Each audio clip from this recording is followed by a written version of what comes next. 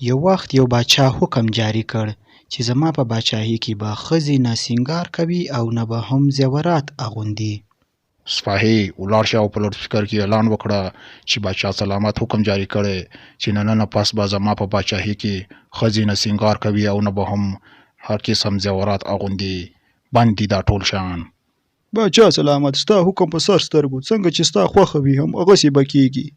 بیا نو سپاهی ولاړ شي او په لوډ سپیکر کې اعلان وکړي. خدای مو وبخښه، یو ضروري اعلان واورئ. باچا سلامت حکم جاری کړی چې زما په باچاهۍ کې به د نن پس ښځې نه سینګار کوي او نه به د څه قسم زیورات اغوندي. حکم دې ځای په ځای کول شي. د اعلان پای. د باچا سلامت په دې حکم باندې د ښځو له خوا څخه ډېر زیات رد عمل راشي او دوی ته دا خبره هیڅ د منلو نه وي او دوی وایي چې څنګه ښځې دې وي او سینګار او زیورات دې نه اغوندي، دا خبره د منلو هیڅ نه ده. توتکۍ د باچا سلامت دا حکم بالکل بې ځایه او د منلو نه دی. ښځې دې وي او زیورات او سینګار دې نه کړي، دا بالکل نشي کېدلی. هو شینکالۍ، ستا خبره بالکل ټیک ده. د باچا سلامت دا حکم بالکل د منلو نه دی. دا بالکل ناجایزه کوي. زه دا نشم منلی. توتکۍ، ما ته د باچا سلامت دا حکم بالکل د منلو نه دی او نه منم. ما اوس دستي سینګار هم وکړو او اوس دا زیور اغوندم. که باچا سلامت څه کولی شي نو ودې کړي، لاس یې آزاد توره یې تیره. شیرخالۍ، چې ته د باچا سلامت حکم نه منې، زه هم ولاکه د باچا سلامت حکم ومنم. زه هم اوس دستي دا زیور اغوندم چې باچا سلامت کوي هغه دې وکړي، لاس یې آزاد او توره یې تیره. بل خوا بیا د زړو او تورو ښځو له خوا څخه د باچا سلامت پر دې حکم باندې ډیر زیات رد عمل راشي او د باچا سلامت دا حکم ورته هیڅ کله منظور نه وي، ځکه چې هغه یو توري بل زړی وي نو دوی هیڅ کله بې سینګاره او بې زیوراته ژوند نشي کولی. دوی دا خبره هیڅ د منلو نه ګڼي. سپوږمۍ، زه د باچا سلامت دا حکم بالکل نه منم، ځکه چې زه زړه شوې یم او سینګار او زیورات نه واغوندم نو خلک به ماته ګوري. لا هم نه، زه د باچا سلامت دا حکم نه منم. زه اوس دستي دا زیور اغوندم. توړۍ، زه هم ولاکه د باچا سلامت دا حکم ومنم. زه په رنګ توره یم چې سینګار ونه کړم او زیور وانه غوندم نو زه به ژوند څنګه کوم؟ خلک به ماته ګوري. لا هم نه، د باچا سلامت دا حکم بالکل بې ځایه دی. باچا سلامت به خپل کار کوي او موږ به خپل کار کوو. باچا سلامت ته وایي چې لاس یې آزاد او توره یې تیره. یاره اختره، باچا سلامت دا څنګه حکم جاری کړی؟ ښځه دې وي او سینګار دې نه کړي، زیورات دې نه اغوندي، دا به ښځو ته هیڅ کله منظوره نه وي دا خبره. باچا سلامت زما خیال چې بالکل پاگل شوی او لیونی شوی. باچا سلامت داسې حکم څنګه جاری کوي؟ دا به ښځو ته منظوره نه وي. ستا څه خیال دی اختره؟ یاره کلمه کا زما هم دا خیال دی چې د باچا سلامت دماغ بالکل کار پرېښی. دا خبره به ښځو ته منظوره نشي. دا بالکل نشي منظوره کېدلی ښځو ته. دا خبره د منلو هیڅ نه ده ښځو ته. باچا سلامت زما خیال لیونی شوی. باچا سلامت، تا چې کم حکم جاری کړ هغه حکم ښځو ته بالکل منظور نه دی او ښځې وایي چې موږ به هم سینګار کوو او هم به زیورات اغوندو. دا خبره موږ ته منظوره نه ده. سپاهی، دا څنګه کېدای شي چې زما حکم دې خلک نه مني؟ دا بالکل ماته منظور نه دی. لاړ شه وزیران ټول را وغواړه چې زه صلاح او مشوره ورسره وکړم چې زما حکم ولې خلک نه مني. دا څه خبره ده؟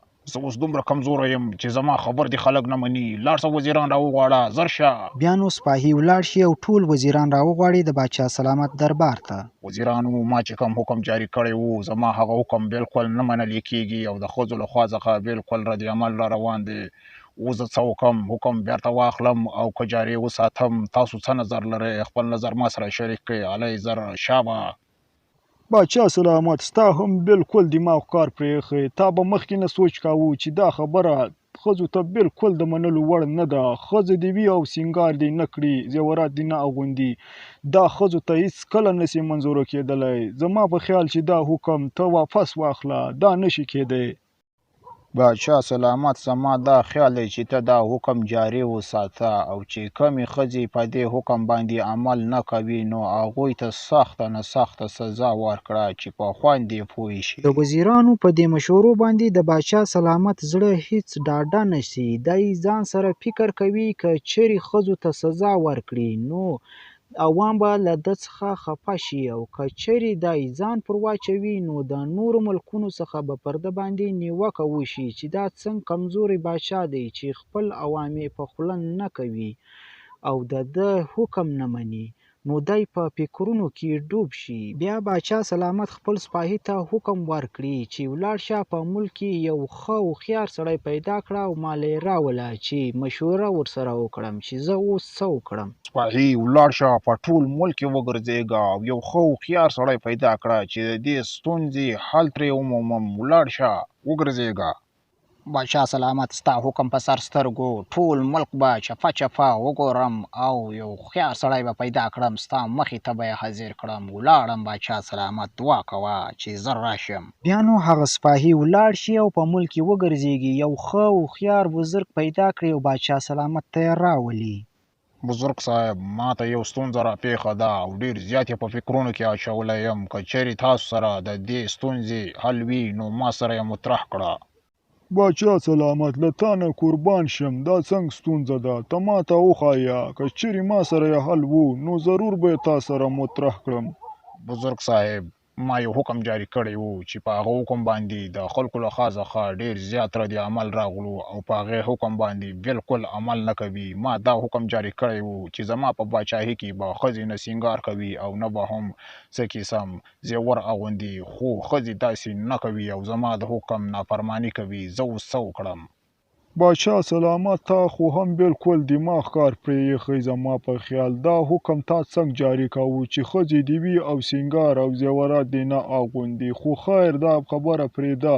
اوس زه تا ته یو چل ښایم په هغې باندې عمل وکړه. په دې چل باندې به نیم عوام تا نه بیا هم خفه وي او نیم عوام به درنه خوشحال شي او سوکه سوکه به ټول عوام درنه خوشحال شي. بزرګ صاحب هله زر کوه دا چل راته ښایه لیونی کېږم. دې عوام زه بالکل پاگل کړی یم. که سزا ورله ورکوم نو ټول عوام رانه خفه کېږي او که پرېږدم یې نو د نورو ملکونو له خوا څخه به نیوکه په ما کېږي چې دا څنګه کمزوري باچا دی چې عوام یې په خوله نه کوي او خبره یې نه مني.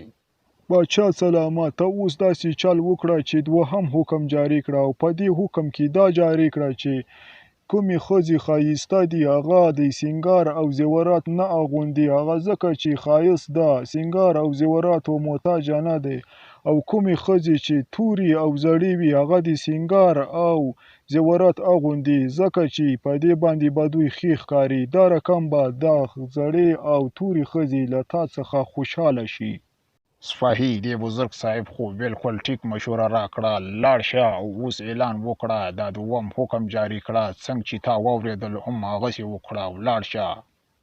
باچا سلامت څنګه چې ستا خوښه وي دا دې اوس دستي ولاړم او اعلان مې وکړ. ولاړم. بیا نو سپاهي ولاړ شي او اعلان وکړي چې دوم حکم جاری کړي. خدای مو وبخه یو ضروري اعلان واورئ. باچا سلامت وهم حکم جاری کړ.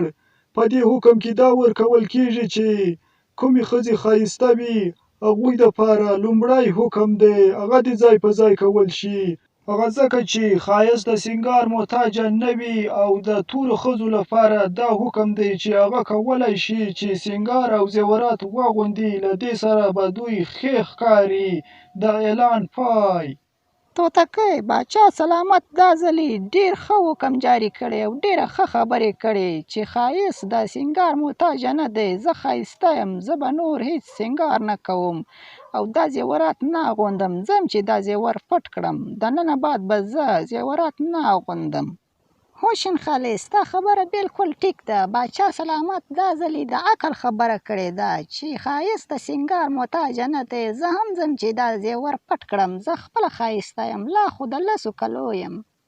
توړی باچا سلامت دا ځلې بالکل ډېر ښه حکم جاري کړی. اوس به موږ له باچا سلامت له دې حکم څخه بالکل مکمل فایده اخلو، هغه ځکه چې زه په رنګ توره یم، چې سینګار هم وکړم او زیورات هم واغوندم. دې سره به زه ډېره ښکلې ښکارم او ټول خلک به ماته حیران وي چې څومره ښکلې ښځه ده.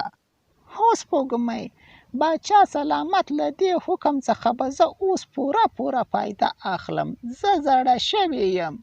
اوس چې زه سینګار هم وکړم او زیور هم واغوندم، بالکل به داسې ښکارم لکه د 10 کلو جینۍ. ټول خلک به راته حیران وي چې څومره ښکلې نجلۍ ده. یاره اختره باچا سلامت په دې دوم حکم کې بالکل د عقل نه کار اخیستی او ډېر ښکلی حکم یې جاري کړی. اوس به ټولې ښځې د ده نه خوشحال وي. دا خو یو کمعقل باچا و چې دا حکم یې څنګه جاري کړو او دا عقل چا ورته وښودو. یاره کلمه کا ستا خبره بالکل په ګل بدله. زما هم دا خیال دی چې باچا سلامت ته دا خبره کوم بل هوښیار چا ښودلې ده. باچا سلامت سره دغه دماغ چېرته دی چې باچا سلامت داسې هوښیاره خبره کوي؟ دا به ضرور کوم بل چا ورته ښودلې وي. صفاهي څنګه چل دی؟ زما په دې دوهم حکم باندې خلکو رد عمل ظاهر کړ او که عمل یې پرې وکړ، ووایه. باچا سلامت ستا په دې دوم حکم باندې ښځې بالکل خوشحاله دي، هغه ځکه چې ښایسته ښځې وایي چې حسن ده، سینګار محتاجه نه دی، او تورې ښځې وایي اوس به موږ سینګار کوو او زیورات به اغوندو، له دې سره به موږ ډېرې ښکلې ښکارو، داسې به ښکارو لکه د 14 کلو نجلۍ. ګرانو دوستانو، له کیسې څخه مو غرض دا و چې مونږ کوم خبره کوو باید اول ښه سوچ او فکر وکړو چې بیا راته هغه خپله خبره زوال نشي. محترمو دوستانو، که چیرې تاسو ته تکلیف نه وي نو زموږ چینل در سره سبسکرایب کړئ، هغه ځکه چې زموږ ډېره زیاته حوصله افزایي پکې کېږي.